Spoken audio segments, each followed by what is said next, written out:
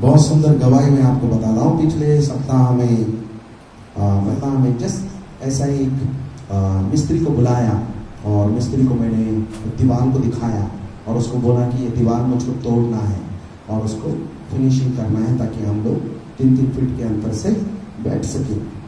और वो दीवार तोड़ के आगे जो फ्लोरिंग बाकी है कच्चा मास कंक्रीटिंग, वो मास कंक्रीटिंग करना है और टॉयलेट बाथरूम को उसको प्लास्टर करना है। ये सारी बातें मैंने उसको बताया, उसको पूछा कितना खर्चा आएगा मटेरियल के साथ में, उसका लेबर के साथ में। उसने कहा 25 से 30 हज़ार रुपये तक खर्चा जाएगा। मैं खामोश हो गया और मैं घर चला गया। मैं बोला नहीं, उतना खर्चा हम लोग नहीं कर पाएंगे, उतना पैसा हमारे पास में नहीं है। दूसरे दिन सुबह एक बहन का मुझको फ़ोन आया और मैं व्यस्त होने के कारण, मेरे मीटिंग में व्यस्त होने के कारण मैंने उसका फ़ोन नहीं रिसीव किया।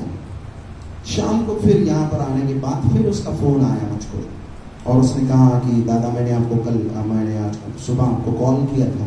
मैं बोला हाँ, मैं थोड़ा व्यस्त होने के कारण मैं आपसे बात नहीं कर पाया। और फिर उसने कहा कि दादा चर्च में कुछ काम कर रहे थे। तो मैं सरप्राइज हो गया, बिल्कुल सरप्राइज हो गया।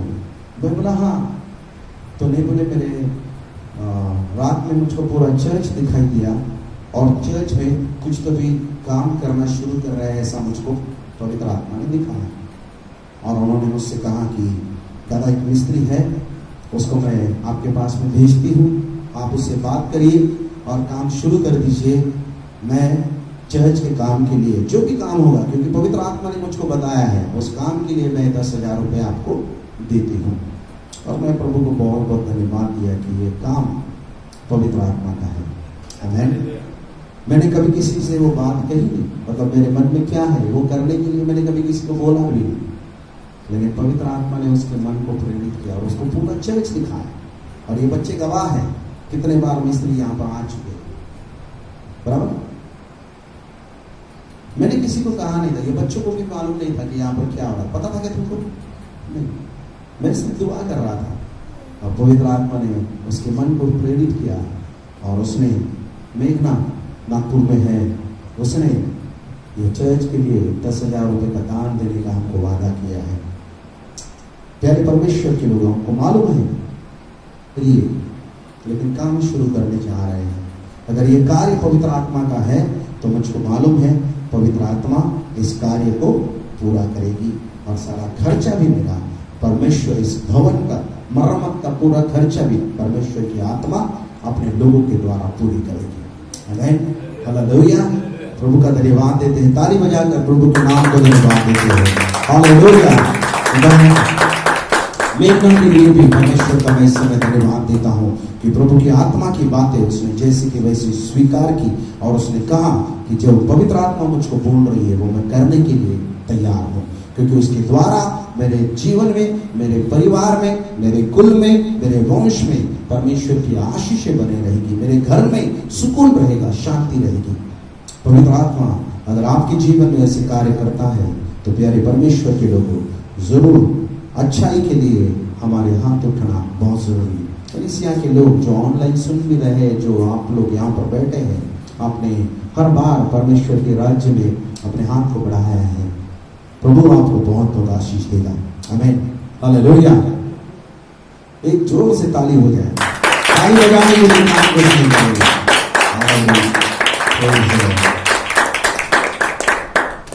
नेक्स्ट सप्ताह, अगले सप्ताह और एक गवाही मैं आपको दूंगा, लेकिन हमारा काम पूरा होने दी, इसके बाद में और एक गवाही मैं आपको देने वाला हूँ। प्रेज़ द लॉर्ड, प्रभु की स्तुति हो। आइए इस समय हम पहला यूहन्ना की पत्री को निकालते हैं। पहला यूहन्ना की पत्री, इसका 3रा अध्याय, परमेश्वर के वचन की ओर चलते हैं। पहला यूहन्ना की पत्री, इसका 3रा अध्याय, 1 से 3 पदों को हम पढ़ेंगे। ये बोर्ड रख देगा और पेन देना मुझको बोर्ड का रेड कलर का। पहला यूहन्ना इसका 3रा अध्याय और 1 से 3 पद पढ़ सकते हैं आप कोई भी। देखो, पिता ने हमसे कैसा प्रेम किया है कि हम परमेश्वर की संतान कहलाए और हम है भी। इस कारण संसार हमें नहीं जानता, क्योंकि उसने उसे भी नहीं जाना। हे प्रियो, अब हम परमेश्वर की संतान है और अभी तक यह प्रकट नहीं हुआ कि हम क्या कुछ होंगे। इतना जानते हैं कि जब वह प्रकट होगा तो हम उसके समान होंगे, क्योंकि उसको वैसा ही देखेंगे जैसा वह है। और जो कोई उस पर यह आशा रखता है वह अपने आप को वैसा ही पवित्र करता है जैसा वह पवित्र है। Hallelujah, praise the Lord. वचनों को बहुत बहुत आशीषित करें। बाइबल हमसे कहती है कि परमेश्वर ने हमसे ऐसा प्रेम किया है। कैसा प्रेम किया है? आप लोग जानते हैं कि यूहन्ना इसका 3रा अध्याय, यूहन्ना का सुसमाचार इसका 3रा अध्याय और 16 पद में जो कहा गया है, क्या कहा है?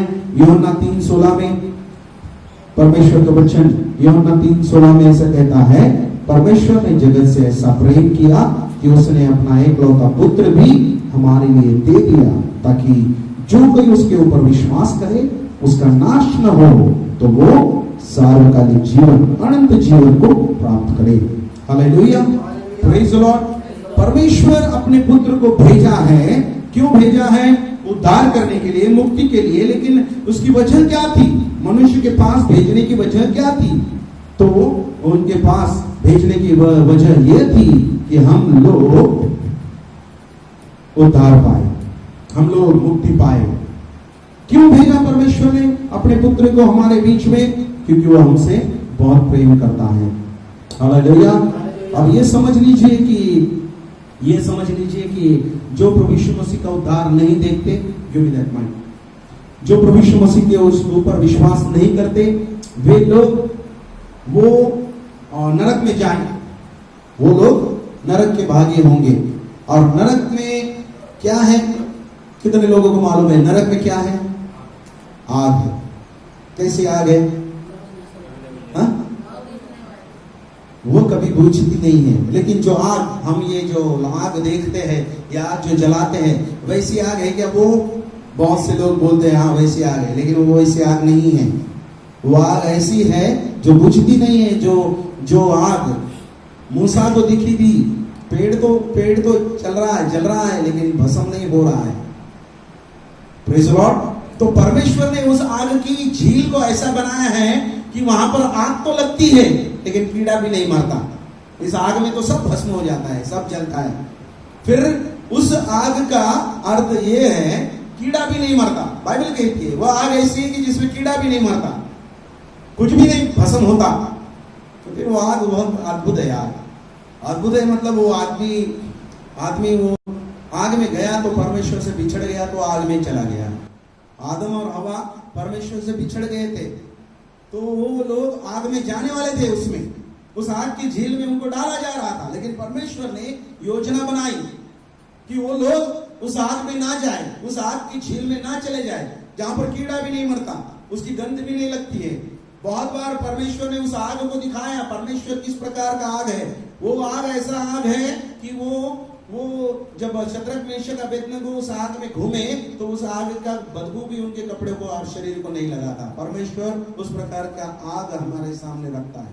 उस प्रकार के आग का दर्शन परमेश्वर हमें देता है। उस प्रकार का प्रकाशन परमेश्वर हमें दिखाता है कि परमेश्वर किस प्रकार से आग को भी, आग का गंध भी हमें शरीर को। लेकिन जो नरक में जाने वाले लोग हैं वो भी तड़पेंगे। अब नरक में जो कौन जाता है? जो प्रभु यीशु मसीह के ऊपर विश्वास नहीं करेगा। लेकिन परमेश्वर नहीं चाहता कि हर कोई आग में चले जाए, उस आग की झील में चले जाए, नरक में चले जाए। हाँ, नरक अग्नि है, अग्नि से भरा पूरा है, लेकिन उस आग में कोई भी मरता नहीं है।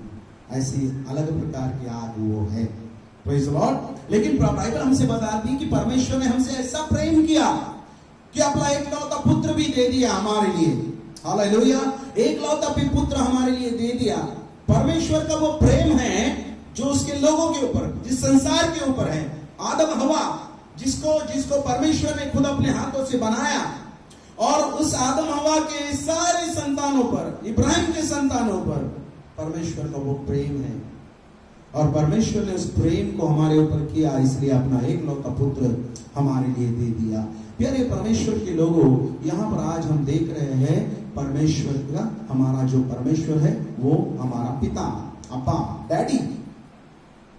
अभी प्रीतम ने भी प्रार्थना किया, उसने कहा कि परमेश्वर ने हमें अब्बा और खुदा पुकारने का अधिकार दिया है, हम उसको पुकार सकते हैं। हालेलुया। क्यों पुकार सकते हैं, क्या वजह है? उसके पहले उसके प्यार को हमको जानना बहुत जरूरी है। ये यूहन्ना जो पत्री लिखता है, वो यूहन्ना ऐसी पत्री, ऐसा मनुष्य है ये कि वो सत्य साक्षी नहीं हुआ। जो यूहन्ना प्रभु यीशु मसीह का एक ही चेला बचा रहा, जो नैसर्गिक मृत्यु से मरा, वो है ये यूहन्ना, प्रभु यीशु मसीह का चेला, जो प्रभु यीशु मसीह का प्रेरित हुआ बाद में। तो ये प्रेरित एक ही वैसा व्यक्ति, और ये बहुत सारी बातों का वर्णन ऐसा करता है, ऐसे यकीन के साथ वो कहता है, ऐसे विश्वास के साथ वो कहता है, जैसा उसके सामने वो सब कुछ बातें खड़ी है आज भी। और जब इन वचनों को हम पढ़ते हैं तो ऐसा लगता है बहुत बार कि ये यूहन्ना अभी यहाँ पर है और अभी वो सारी बातें हमको बता रहा है। और यूहन्ना ने वो सारा अनुभव लिया भी वैसा ही। वो क्या कहता है? यूहन्ना कहता है कि हमने उसकी महिमा को देखा। किसकी? प्रभु यीशु मसीह की। यूहन्ना कहता है कि हमने उसको अपने आंखों से देखा, उसको छुआ, उसको स्पर्श किया, उसकी महिमा को देखा, और जो परमेश्वर के पास में उसकी महिमा थी, उसी महिमा को हमने अपने आंखों से इस स्थान पर देखा। जो हमने देखा, जो हमने सुना, जो हमने अनुभव किया, वो प्रेरित यूहन्ना कहता है कि वो सारी बातें मैं आपको बताता हूं। Praise the Lord. वो सारी की सारी बातें, वो सारी की सारी बातें यूहन्ना हमारे सामने रखता है। Praise the Lord. हालेलुया। प्यारे परमेश्वर के लोगों, प्रभु यीशु मसीह का प्रेम, परमेश्वर का प्रेम हमें वो सारी की सारी बातें अनुभव करने का मौका हमको देती है। ये यूहन्ना ने उस ग्रुप को लिखा है, ये पत्र यूहन्ना ने उस ग्रुप को लिखा है जो ग्रुप परमेश्वर के प्रेम को तो जानते हैं, परमेश्वर के प्रेम का तो अनुभव पा चुके हैं, लेकिन उस ग्रुप के अंदर शब्द हैं प्रोत्साहन के एक दूसरे के लिए, लेकिन उनमें उनका पापी स्वभाव आज भी उनके अंदर है। फूट डालने का स्वभाव आज भी उनके अंदर है। उनकी एक दूसरे को डिस्करेज करने का स्वभाव आज भी उनके अंदर है।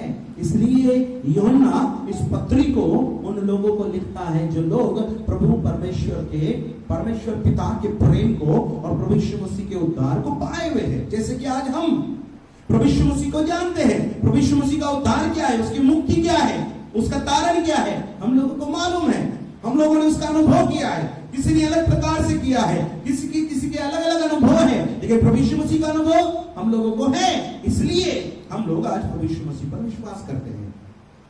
यहाँ पर उनके अंदर, समुदाय के अंदर, इस समुदाय के अंदर जिसको यूहन्ना लिख रहा है, वहां पर वो लोग प्रभु यीशु मसीह को तो जानते हैं, प्रभु यीशु मसीह के प्रेम को, पिता के प्रेम को तो जानते हैं, लेकिन उनके अंदर फूट थी, उनके अंदर तट फूटी थी, उनके अंदर एक दूसरे के लिए प्रोत्साहन के शब्द तो थे, लेकिन वो बहुत बार लोगों को डिस्करेज करते थे। Praise the Lord. हालेलुया। इस वचन के अनुसार यहाँ पर परमेश्वर का वचन जो हमको कहता है, जिस जीवन के बारे में परमेश्वर का वचन यहाँ पर कह रहा है, वो जिस विश्वास के बारे में परमेश्वर का वचन यहाँ पर कह रहा है, वो विश्वास, वो जीवन कहीं सुनी हुई बातें नहीं है। वह किसी पाखंड के बारे में नहीं बोल रहा है। हाँ, पाखंड के बारे में भी यूहन्ना बहुत बार बोल चुका है। झूठी शिक्षाओं के बारे में यूहन्ना बोल चुका है। यूहन्ना ने झूठी शिक्षा के बारे में शिक्षा दी है, लोगों को पढ़ाया है, उनको उसके पत्री में लोगों को लिख कर दिया है उसने। लेकिन प्यारे परमेश्वर के लोगों, यहाँ पर जिस विश्वास के बारे में, जिस जीवन के बारे में यहाँ पर हमको बताया जा रहा है, वो भूतकाल की बातें नहीं है, वो बातें घट चुकी है ऐसा नहीं है, वो भविष्य में या भविष्य में आने वाले बातों के बारे में, किसी गहन बातों में या गूढ़ रहस्यों में जो भविष्य में, उसके भी भविष्य में आने वाले हैं, ऐसे बारे में वो नहीं बोल रहा है। वो प्रैक्टिकल बोल रहा है, प्रात्यक्षिक व्यवहार के, वर्तनों के बारे में बोल रहा है। जो विश्वास हम करते हैं उस विश्वास के बारे में बोल रहा है। जो प्रभु यीशु मसीह के उद्धार को हमने परखा है, उसके उद्धार के बारे में वो बोल रहा है। जिस प्रेम के बारे में बोल रहा है वो प्रेम भूतकाल का प्रेम नहीं है, वो वर्तमान काल में चला हुआ अनुभव पाया हुआ वो प्रेम है। इसलिए विलाप गीत का 3 अध्याय 21 और 22 पद में परमेश्वर का वचन कहता है कि परमेश्वर की दया भोर होते ही नई होती जाती है, वैसा ही प्रभु का प्रेम भोर होते ही नया होते जाता है।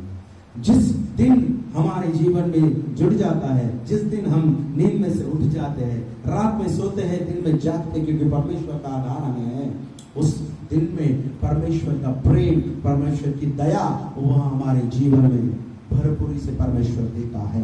हालेलुया। परमेश्वर का वचन उस गहराई में हम देखते हैं, उस अनुभव को हम लेते हैं कि यहाँ पर परमेश्वर का वचन कहता है, देखो पिता ने हमसे ऐसा प्रेम किया है कि हम परमेश्वर की संतान कहलाए, और हम है भी। इस कारण संसार हमें नहीं जानता, क्योंकि उसने उसे भी नहीं जाना। हे प्रियो, अब हम परमेश्वर की संतान हैं और अभी तक यह प्रकट नहीं हुआ कि हम क्या कुछ होंगे। इतना जानते हैं कि जब वो प्रकट होगा तो हम उसके समान होंगे, क्योंकि उसको वैसा ही देखेंगे जैसा वह है। और जो कोई उस यह आशा रखता है वह अपने आप को वैसा ही पवित्र करता है जैसा वह पवित्र है। Praise the Lord. हालेलुया। यह आज हमारी वर्तमान स्थिति है। परमेश्वर के वचन के ऊपर अगर विश्वास करें तो यह आज हमारी यह वर्तमान स्थिति है कि हम संसार के नहीं हैं, हम शैतान के नहीं हैं, हम किसी पार्टी के नहीं हैं, हम किसी दल के नहीं हैं, हम किसी यूनियन के नहीं हैं, तो हम हैं परमेश्वर के। आमीन। हालेलुया। हमारा पिता कोई और नहीं है। बायोलॉजिकल फादर हो सकता है, संसार का हमारा शारीरिक पिता वो हो सकता है जिसने हमको इस संसार में जन्म दिया, लेकिन प्यारे परमेश्वर के लोगों, परमेश्वर हमारा पिता है। हालेलुया।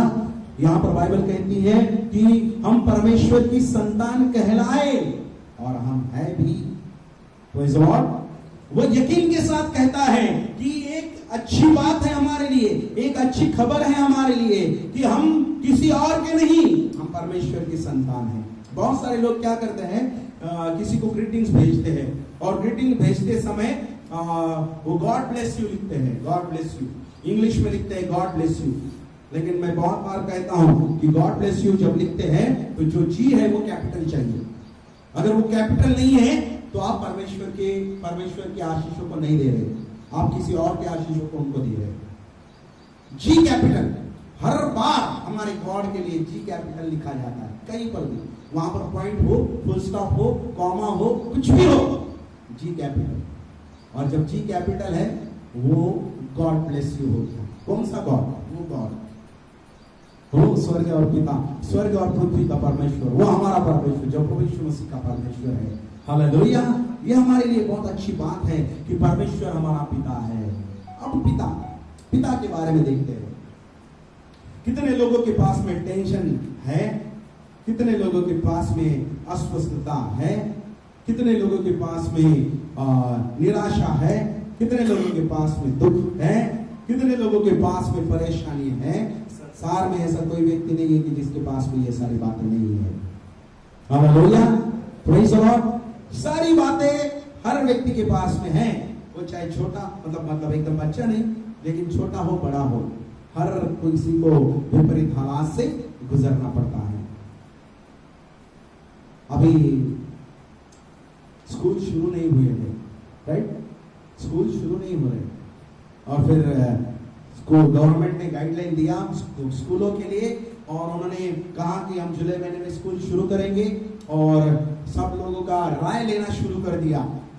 कुछ पेरेंट्स राय लेने से पहले कुछ पालक लोग बोल रहे थे, गवर्नमेंट को भी बता रहे थे, गवर्नमेंट को भी सूचना दे रहे थे, गवर्नमेंट को भी ये लोग कुछ अच्छे सल्ले दे रहे थे, काउंसलिंग कर रहे थे गवर्नमेंट को। गवर्नमेंट ने उनके सल्लों को लिया, उनके मसलक को लिया और फिर उन्होंने सर्वे करना शुरू किया। बताया स्कूलों को कि आपके पेरेंट्स को एक फॉर्म भेजिए और उनकी राय को जानिए कि वो स्कूल में भेजना चाहते हैं या नहीं।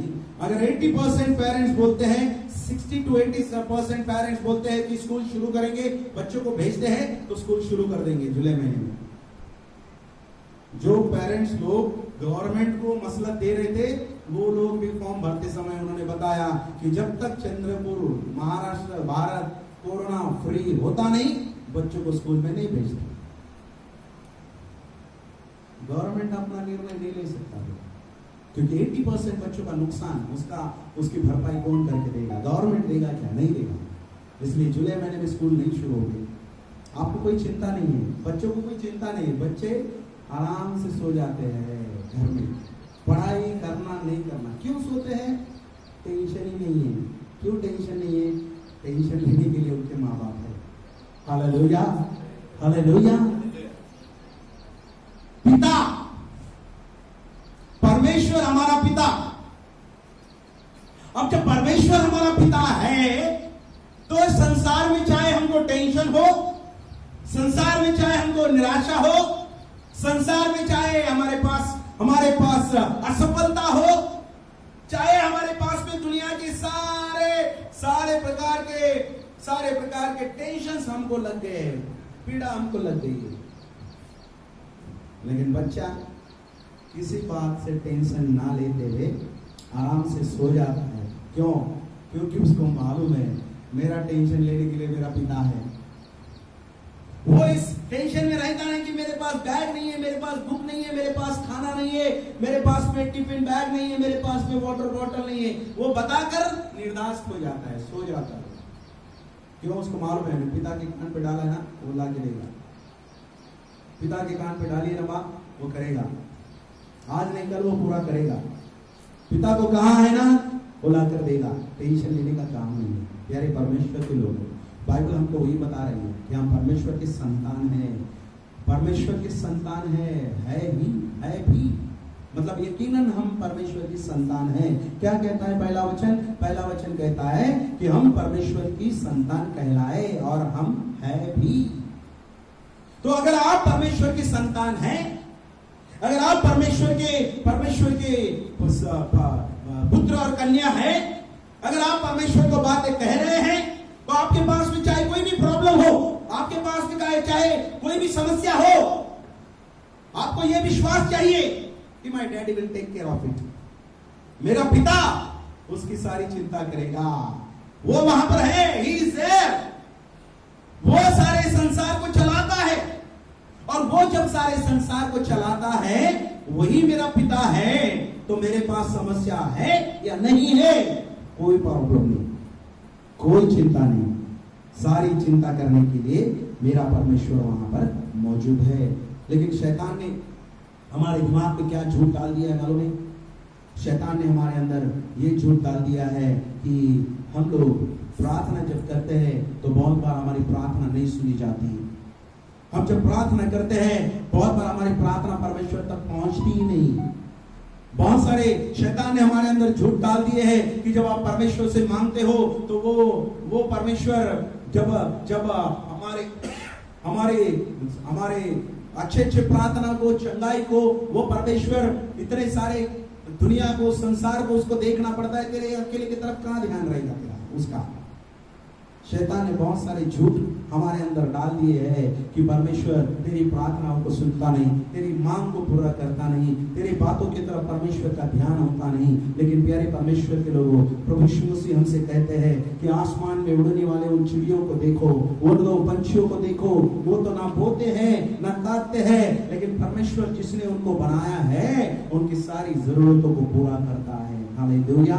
प्यारे परमेश्वर के लोगों, शैतान के झूठ को आज हमको तमाचा मारने की जरूरत है। शैतान के झूठ को हमारे जीवन से निकालने की जरूरत है। चाहे परमेश्वर के पास में कितने भी सारे, एक यूनिवर्स से और दूसरा यूनिवर्स क्यों ना तैयार हो, संसार में जितने लोग हैं उतने उनसे और डबल लोग क्यों ना तैयार हो, लेकिन बाइबल कहती है परमेश्वर हर एक को उनके नाम से बुलाता है, उनके नाम से उनको बुलाता है। ऐसा नहीं कि परमेश्वर का ध्यान हमारे पास होता नहीं। ये शैतान के झूठ को हमारे जीवन से निकालना बहुत जरूरी है। प्यारे परमेश्वर के लोगों, हम लोग प्रभु यीशु मसीह के उस बात को हम इस समय पढ़ेंगे हम इब्रानियों की पत्री 8वां अध्याय और 7वां पद, और फिर पढ़ते हैं इब्रानियों 2:14। क्योंकि यदि वह पहली वाचा निर्दोष होती तो दूसरी के लिए अवसर न ढूंढा जाता। हाँ, और पढ़ते हैं दूसरा अध्याय का 14 पद, इब्रानियों की पत्री दूसरा अध्याय का 14 पद। इसलिए जबकि लड़के मांस और लहू के भागी है तो वह आप ही उनके समान उनका सहभागी हो गया, ताकि मृत्यु के द्वारा उसे जिसे मृत्यु पर शक्ति मिली थी, अर्थात शैतान को निकम्मा कर दे। हाँ, अभी शैतान की झूठ को समझ लीजिए। 2 वचनों को हमने पढ़ा है परमेश्वर के वचन में। इब्रानियों की पत्री 8वां अध्याय 7वां पद क्या कहता है परमेश्वर का वचन? वहां पर परमेश्वर का वचन ये कहता है, जो पुराना नियम था, जो व्यवस्था दी गई थी, वो व्यवस्था अधूरी थी। वो व्यवस्था अधूरी थी। अब वो व्यवस्था कैसी थी? अभी देखो, आदम और हवा का जब परमेश्वर से विरोध में पाप किया, परमेश्वर के विरोध को अवज्ञा किया, परमेश्वर के आज्ञा को नहीं माना, वे लोग परमेश्वर से दूर हो गए। मतलब क्या हुआ? तो वे लोग आत्मिक मौत उनको मिली। वही झील, आग की झील उनके लिए तैयार हो चुकी थी। तो परमेश्वर ने क्या किया? परमेश्वर ने व्यवस्था को उनको दिया। वो व्यवस्था अधूरी थी। इसका मतलब देखो, यहां पर परमेश्वर अपना काम अधूरा नहीं छोड़ता। और इसका मतलब ये नहीं कि उसमें फॉल्ट था उस व्यवस्था में, नहीं। वो व्यवस्था अधूरी इसलिए थी कि परमेश्वर ने अपने पुत्र को संसार में भेजने की योजना बनाई थी। आदम और हवा, उनको जो आत्मिक मौत मिली थी शैतान के द्वारा, शैतान की बातों का चुनाव करना हमारे हाथ में है। आदम और हवा ने शैतान की बातों का चुनाव किया, शैतान की झूठ का चुनाव किया, और शैतान की झूठ का चुनाव करके वे लोग आत्मिक मौत को गले लगा लिया उन्होंने। तो परमेश्वर ने उनको व्यवस्था दी, परमेश्वर ने उनको नियम लगा दिए, परमेश्वर ने उनको बलिदान करने के लिए कहा, परमेश्वर ने उनको पाप का प्रायश्चित बलिदान करने के लिए बोला, लेकिन वो सारी की सारी बातें अधूरी थी। ध्यान में रखना, पवित्र आत्मा हमसे ये बातें यहां पर बता रही है। इब्रानियों की पत्री में पवित्र आत्मा के द्वारा उन बातों को बताया है कि पुराना नियम जो था वह अधूरा था। आज भी लोग पुराने नियम को पालते हैं, अधूरा है वो। आज भी लोग पुराने नियम के अनुसार जीते हैं, अधूरा है वो। शैतान की झूठ में चलते हैं, अधूरा है वो जीवन। आधा अधूरा जीवन खतरनाक जीवन होता है, खतरा का जीवन होता है प्यारे परमेश्वर के लोगों। इसलिए अधूरा जीवन नहीं जीना चाहिए। वहां पर व्यवस्था अधूरी क्यों थी? क्योंकि प्रभु यीशु मसीह अभी तक आया नहीं था। पुराने नियम में प्रभु यीशु मसीह आया नहीं था, लेकिन हर दिशा निर्देश था प्रभु यीशु मसीह की तरफ कि प्रभु यीशु मसीह परमेश्वर का पुत्र आने वाला है। प्यारे परमेश्वर के लोगों, अगर हम प्रभु यीशु मसीह के ऊपर विश्वास करते हैं, अगर हमारा उद्धार हुआ है, परमेश्वर अगर हमारा पिता हुआ है, तो बाइबल हमको बता रही है जो शैतान ने हमारे अंदर झूठ को डाला है, उस झूठ को पकड़कर, उस झूठ को थामे रखकर हम पुराने नियम के विश्वासी नहीं बन सकते। प्रभु यीशु मसीह का उद्धार हमको जब मिला है, हम नए नियम के मसीह है। जो नए नियम के मसीह है, वे लोग, बाइबल कह रही है, जैसा कि वो पवित्र है हम भी पवित्र बने। और वह हमारा पिता, परमेश्वर हमारा पिता, उसकी हम संतान है भी, उसके हम संतान है भी। प्यारे परमेश्वर के लोगों, अगर हम परमेश्वर की संतान है, तो पुराना नियम जो शैतान के झूठ को इन लोगों ने थामे रखा था, कौन सा झूठ था? वहां पर वे लोग शारीरिक रीति से चलते थे, शरीर की प्रेरणा से चलते थे, शरीर की बातों को वो पूरा करते। हर बार मैं कहता हूं, हर बार मैं बताता हूं कि पुराना नियम क्या है? सारी शरीर की बातों को बताता है, सारी शरीर की बातों को। शरीर, ये मत खाओ, वो मत खाओ, ये मत करो, वो मत करो। अपना शिमशोन को कहा कि तू बाल मत काटना, शिमशोन को कहा कि तू किसी मुर्दे को छूना नहीं। उसने तो मुर्दे को छुआ भी और उसके अंदर लगा हुआ मधु भी खाया। अशुद्ध होना नहीं। अशुद्ध किस बात से होते हैं? शरीर से अशुद्ध कैसा है, कोड़ी कैसा अशुद्ध है, वो क्या करना चाहिए, उसके अशुद्धता से शुद्ध कैसा होना चाहिए, सारे नियमों को वहां पर बताया है। फिर जब हम ये सारे पुराने नियम के साथ में जब हम प्रभु यीशु मसीह के पास में आते हैं, प्रभु यीशु मसीह क्या करते हैं? प्रभु यीशु मसीह कहते हैं कि तू कुछ खाने की बात तो और, लेकिन तेरे मन में दुष्ट विचार भी आया तो तूने पाप कर लिया है। नए नियम के मसीह क्या करते हैं? आत्मिक जीवन की ओर अपनी दृष्टि को लगाते हैं। नए नियम के मसीह, नए विश्वासी लोग, नए नियम को जो प्रभु यीशु मसीह की बातों को पालन करते, ये अधूरा नियम इसको हमने साथ में लिया है, लेकिन पूर्णता प्रभु यीशु मसीह में हमको मिली है। प्रभु यीशु मसीह के नाम से वो पूर्णता हुई है। हर बात नया पुराना नियम हमको प्रभु यीशु मसीह की ओर दिशा निर्देश करता है कि परमेश्वर ने अपने एकलौते पुत्र को हमारे लिए रखा है। वो अपने प्राणों को कुर्बान करेगा, अपने प्राण को देगा और हमें वह सारे दुष्टता से छुड़ाएगा। यहाँ पर हमने इब्रानियों के पत्र में 2 अध्याय में 14 में पढ़ा है। 2 अध्याय के 14 पद में ऐसा कहा गया है कि प्रभु यीशु मसीह ने मृत्यु को क्या किया? पढ़ना तो फिर से शब्द बहुत इंपॉर्टेंट है, पढ़ना वहां पर। हाँ, अभी यहाँ पर मुझको आप बताइए, प्रभु यीशु मसीह ने मृत्यु को नष्ट किया क्या? प्रभु यीशु मसीह ने मृत्यु को नष्ट किया क्या? मृत्यु को प्रभु यीशु मसीह ने सत्यानाश कर दिया क्या? नहीं, कभी नहीं। बहुत सारे लोग कहते हैं प्रभु यीशु मसीह ने मृत्यु को तबाह कर दिया। बहुत सारे लोग कहते हैं प्रभु यीशु मसीह ने मृत्यु को सत्यानाश कर दिया। नहीं, शैतान ने वचनों का भी झूठ हमारे अंदर डाल दिया है। बाइबल कहती है कि प्रभु यीशु मसीह ने मृत्यु का सत्यानाश नहीं, बल्कि मृत्यु के ऊपर शक्ति पाई है। मृत्यु वहीं पर है, मृत्यु है, मृत्यु मनुष्यों का अटल है। प्रभु यीशु मसीह को मृत्यु आया, प्रभु यीशु मसीह को सलीब के ऊपर लटकाया गया, उसको शिमोन नामक व्यक्ति के कब्र में रखा गया। प्रभु यीशु मसीह का मृत्यु हुआ, लेकिन बाइबल कहती है कि प्रभु यीशु मसीह तीसरे दिन मुर्दों में से फिर जी उठा। हालेलुया। फिर क्या किया प्रभु यीशु मसीह ने? प्रभु यीशु मसीह ने मृत्यु के ऊपर विजय हासिल की। Hallelujah, hallelujah. जब प्रभु यीशु मसीह ने मृत्यु के ऊपर भी विजय हासिल कर दी है, तो हम इस झूठ में क्यों रहे कि परमेश्वर हमारी तरफ देखता नहीं, परमेश्वर हमारी बातों को सुनता नहीं, परमेश्वर हमारे जरूरतों को पूरा करता नहीं, परमेश्वर हमारी प्रार्थनाओं को सुनता नहीं। ये सारे शैतान के झूठ हमारे अंदर हम क्यों पाले? क्यों शैतान को एंटरटेन करें? बाइबल कहती है कि प्रभु यीशु मसीह ने शैतान का खुला तमाशा कर दिया। आगे का पद अगर हम पढ़ेंगे, 14 का नीचे का पद, इब्रानियों की पत्री 2 अध्याय 14 के नीचे अगर हम पढ़ते जाएंगे, वहां पर हमको पता चलेगा कि परमेश्वर का वचन कहता है कि प्रभु यीशु मसीह को मृत्यु के ऊपर शक्ति मिली थी और उसने शैतान को निकम्मा कर दिया।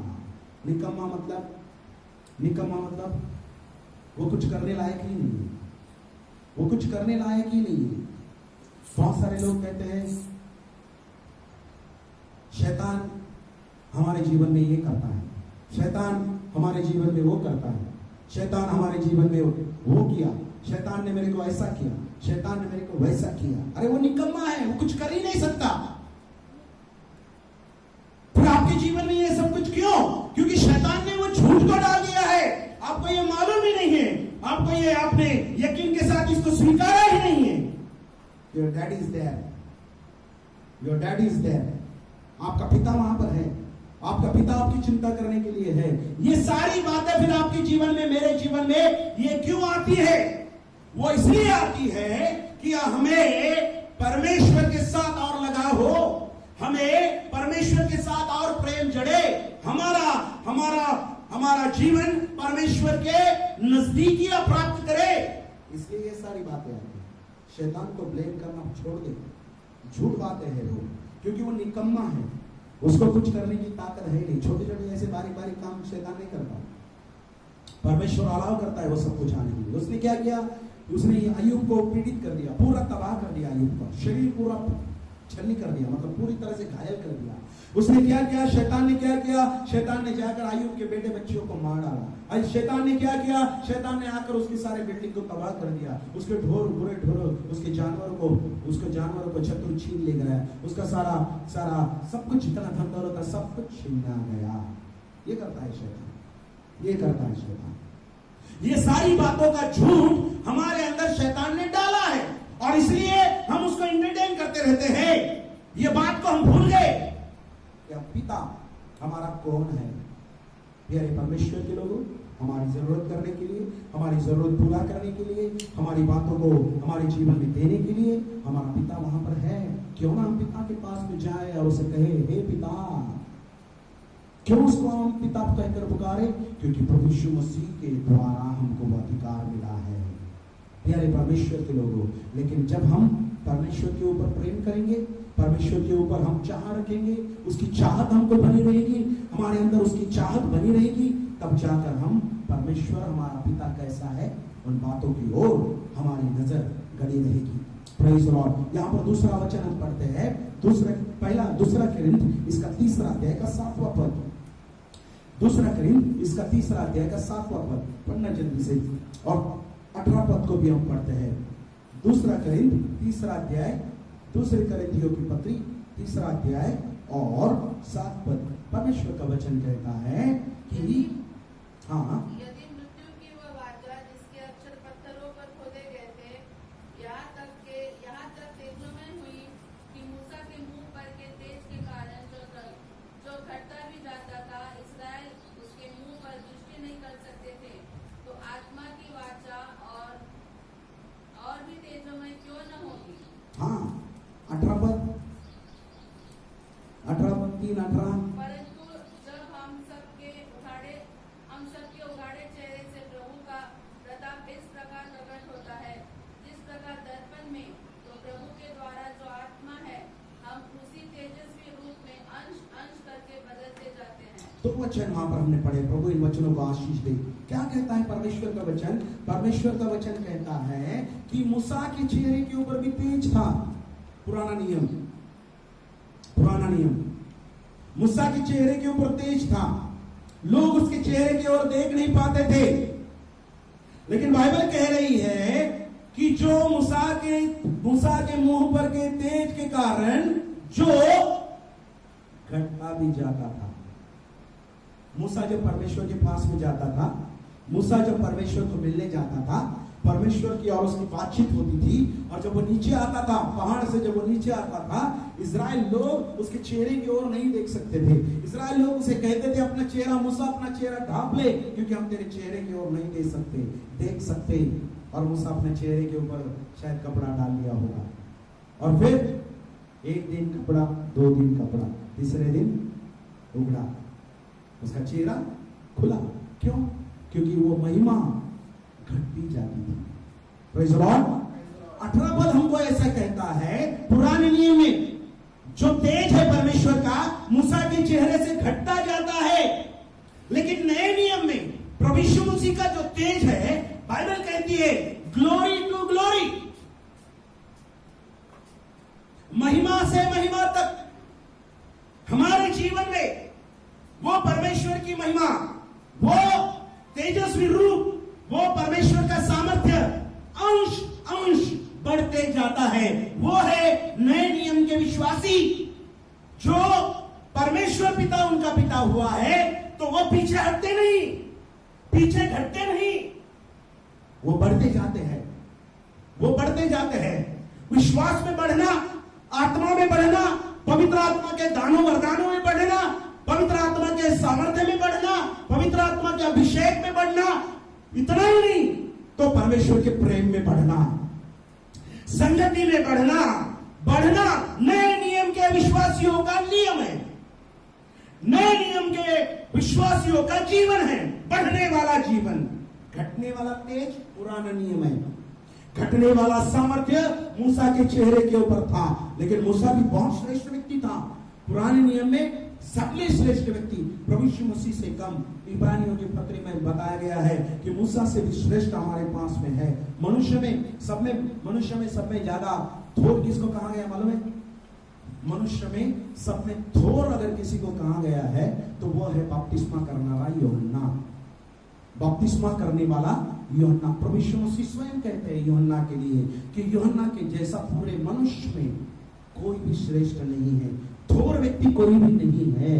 और आत्मिक जीवनों में सब में श्रेष्ठ अगर कोई है तो वो है प्रभु यीशु मसीह।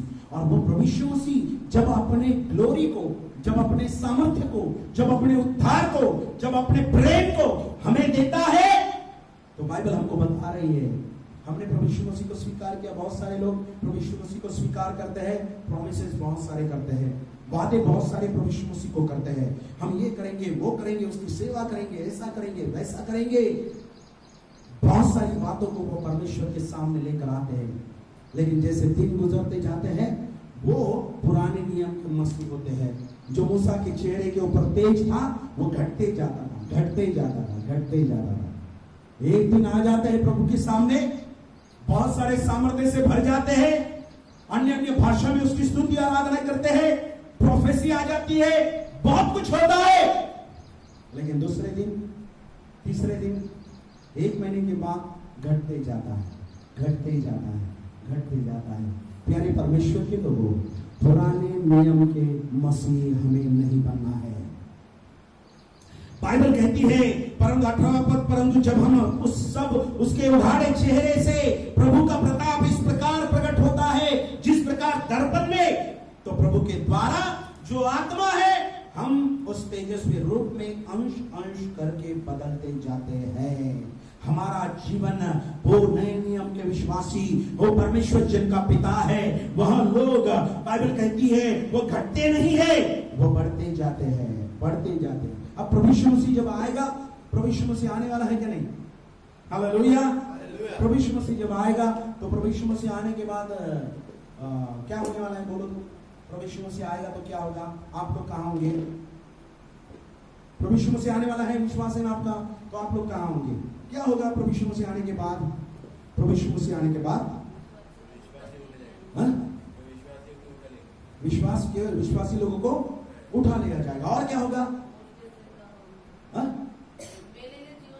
पूरे मुर्दे हैं वो जीवित होंगे। और क्या होगा प्रभु यीशु मसीह आने के बाद? बोलिए जल्दी, क्या होगा? तुरही फूकी जाएगी, शनाप, इमीडिएट, तुरंत सब बदल जाएगा। और क्या होगा? सब बराबर बोल रहे हैं, लेकिन एक बात हम लोग बराबर नहीं बोल रहे। वो बात ये है कि जब प्रभु यीशु मसीह आएगा हम तो उठा लिए जाएंगे, हम तो सब लेकर जाएंगे, लेकिन बाइबल कहती है कि हम उसके जैसे बनेंगे, उसके जैसे बनेंगे। किसके जैसे? अरे वो तो बादलों के ऊपर आने वाला है। हाँ, वो बादलों के ऊपर आएगा, हमें भी बादलों पर लेकर के आएगा। अरे वो तो हाँ, हम भी पवित्र बनेंगे, पूरी पवित्रता। इसलिए पुराने नियम के लोगों वो घटते जाता है मूसा के चेहरे के ऊपर का तेज। नए नियम के मसीह हो, नए नियम के प्रभु यीशु मसीह के चेलों, प्रेरितों, प्रोफेट, नबी, परमेश्वर का तेज बढ़ता जाता है, परमेश्वर की महिमा हमारे जीवन में बढ़ती जाती है। परमेश्वर के पास में जब हम आए थे, जो प्रेम हमने किया, वो लोग मंडली को जो प्रकाशित वाक्य में लिखा गया कि तू कहां से गिरा, वहां पर अपने स्थान को तू याद कर, अपने प्रेम को याद कर, क्योंकि तू पुराने नियम को पालन कर रहा था, इसलिए तू गिरा, इसलिए तेरे अंदर का प्रेम खत्म हो गया। जो परमेश्वर के ऊपर है वो नए नियम के मसीही लोग, नए नियम के ऊपर विश्वास करने वाले, प्रभु यीशु मसीह के उद्धार पाए हुए मसीही लोग दिन ब दिन बढ़ते जाते हैं, दिन ब दिन बढ़ते। चाहे 3 महीने हो, 4 महीने हो, कलीसिया का आपने चेहरा भी नहीं देखा होगा हो, कलीसिया का आपने सूरत भी नहीं देखी हो, लेकिन कोई बैकस्लाइड नहीं होगा। क्यों? क्योंकि हम लोग आगे बढ़ते जाने वाले नए नियम के मसीह लोग हैं। प्रभु यीशु मसीह के महिमा में बढ़ते जाने वाले नए नियम के मसीह लोग हम हैं। और इसलिए पीछे हटना हमारा काम नहीं। शैतान के वो झूठ का झूठ का हथियार है लोगों को पीछे हटाना। हम लोग नए नियम के मसीह है, जो परमेश्वर को हमारा पिता किया है, जो परमेश्वर हमारा पिता है, और वो लोग भी हमको समझते हैं, जानते हैं कि परमेश्वर हमारा पिता है, हम तो उसकी संतान कहलाते हैं और है भी। क्यों? क्योंकि हम नए नियम के प्रभु यीशु मसीह के ऊपर विश्वास करने वाले उसके मसीह लोग हैं, जो दिन ब दिन बढ़ते जाते हैं। ग्लोरी टू ग्लोरी हम बढ़ते जाते हैं। हालेलुया। प्यारे परमेश्वर के लोगों, विपरीत परिस्थिति हमें पीछे खींच नहीं सकती। हाँ, कलीसिया में हमारा न आना इस पेंडेमिक में हमें विश्वास से पीछे धकेल नहीं सकता। हमें शैतान के व्यसनों में, बंधनों में, जिस गंदे जीवन से हम आए हैं उसमें हमें वापस लेकर नहीं जा सकता। क्यों? क्योंकि हम प्रभु यीशु मसीह के ऊपर प्रेम करने वाले लोग हैं, और प्रभु यीशु मसीह के द्वारा हमको उस पिता को, जो स्वर्गीय पिता है, उसको अब्बा पिता कहने का अधिकार हमको प्रभु यीशु मसीह ने दिया है। हालेलुया। प्यारे परमेश्वर के लोगों, वहां पर पुराने नियम में जो आत्मा के बारे में बताया गया, शाऊल जब राजा बना, उसके अंदर से वो पवित्र आत्मा निकल गई और दुरात्मा से उसे पछाड़ा गया। नए नियम के विश्वासी, नए नियम के लोग, कोई भी ऐसी घटना मुझको नए नियम में बताए कि उनको पवित्र आत्मा का अभिषेक हुआ और बाद में उनकी आत्मा निकल गई। एक भी घटना अगर इस पवित्र शास्त्र में है कि पुराने नए नियम में किसी को अभिषेक हुआ और उसका अभिषेक नहीं रहा, यूहन्ना पात्मोस टापू के ऊपर बूढ़ा होने तक उसका अभिषेक कायम रहा। नए नियम के मसीह लोग, परमेश्वर पिता अगर हमारा पिता बना है तो जो बातें उसने हमें दिया है वो घटती नहीं है, वो बढ़ते जाती है।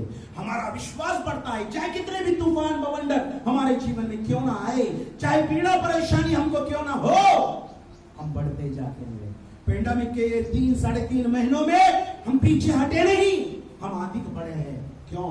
क्योंकि हम नए नियम के मसीह, उद्धार पाए हुए प्रभु यीशु मसीह के लोग हैं, और वही प्रभु यीशु मसीह का पिता हमारा पिता है, इसलिए हम रिलैक्स हैं। Hallelujah, hallelujah.